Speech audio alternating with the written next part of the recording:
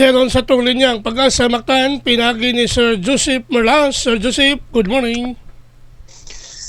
Good morning usab, Sir Ariel, ug sa tuwang mga sukitig paminaw. Ug itong latest with update para karong adlaw Miyerkules. Kining amihan no northeast monsoon mo'y nakaapekto karon diha sa amihanang bahin sa Luzon. Samtang ang ITCZ o Intertropical Convergence Zone mao ni panagtagbo sa hangin nga gikan sa northern ug southern hemisphere, may nakatag usab og mga pag-ulan diha sa Mindanao area.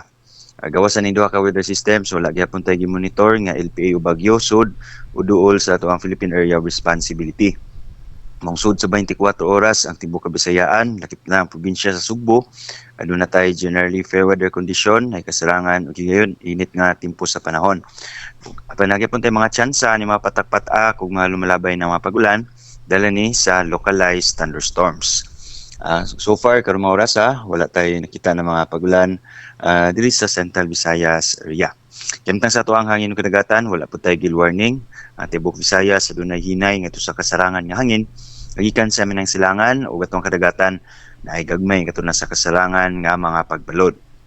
Sa Cebu atong dagat motaob ni sa alas 8:53 sa buntag nga gilawmon nga 1 metro.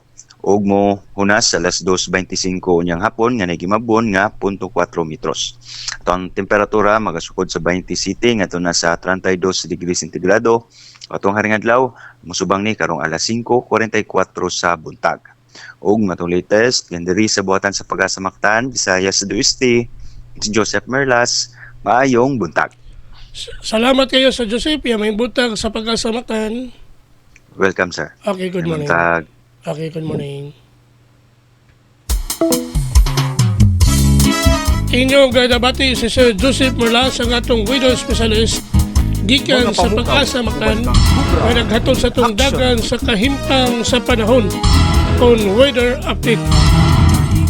Ngining adlaw nga Miyerkules, apit sa 20 City bulan sa Nobyembre, tuig 2024.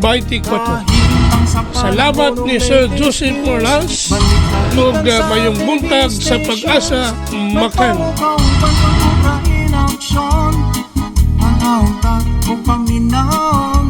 Sayo sa tabong